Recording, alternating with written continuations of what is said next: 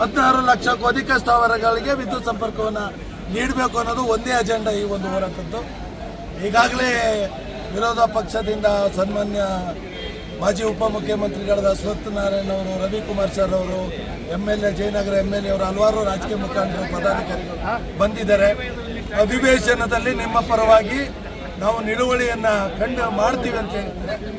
ನೋಡೋಣ ಸರ್ಕಾರ ಯಾವ ರೀತಿ ಕ್ರಮವನ್ನು ಕೈಗೊಳ್ತದೆ ಅಂತ. ನಾವು ಇನ್ನೂ 4-5 ಗಂಟೆವರೆಗೆ ಟೈಮ್ ಇದೆ. ನಮ್ಮ ಹೋರಾಟ ನಿರಂತರವಾಗಿ ಇರ್ತದೆ.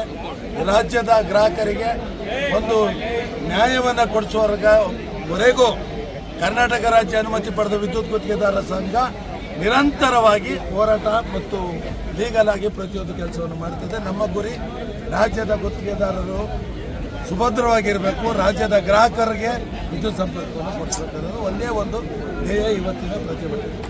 ಸರ್ಕಾರದ ಪರವಾಗಿ ನಿಮ್ಮ ಸಂಪರ್ಕ ಈಗಾಗಲೇ ಸರ್ಕಾರದ ಪರವಾಗಿ ವ್ಯವಸ್ಥಾಪಕ ನಿರ್ದೇಶಕರು ಬೆಸ್ಕಾಂ MD ಅವರು ಬಂದಿದ್ರು. ನಾವು ಅವ್ರಿಗೆ ಹೇಳ್ಕೊಳ್ತಿದ್ವಿ ಸರ್ಕಾರದಿಂದ ಮಂತ್ರಿಗಳು ಬರಬೇಕು ಅಂತ. ಇಂಧನ ಸಚಿವರು ಡೆಲ್ಲಿಗೆ ಹೋಗಿದ್ದಾರೆ ಅಂತ ಹೇಳಿದ್ರು. ಹಾಗಾದರೆ ಸರ್ಕಾರದಿಂದ ಯಾವುದಾದ್ರು ಸಚಿವರು ಅಥವಾ ಉನ್ನತ ಕಾರ್ಯದರ್ಶಿ ಲೆವೆಲ್ ಅಧಿಕಾರಿಗಳು ಬರಬೇಕು ಅಂತ ಹೇಳಿದ್ವಿ. ನೋಡೋಣ ಸರ್, ನೀವು ಕಾಲ್ ಮಾಡಿ ಅಂತ ಹೇಳಿದ್ದಾರೆ. ಇನ್ನೂ ಹಲವಾರು ಮುಖಂಡರುಗಳು ಬರಬೇಕು.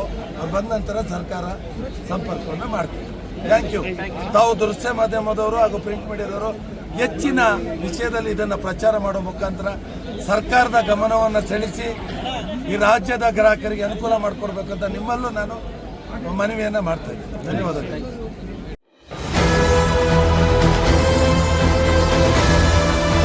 ನಿಮ್ಮ ವಾಣಿ, ಇದು ಕನ್ನಡಿಗನ ಧ್ವನಿ.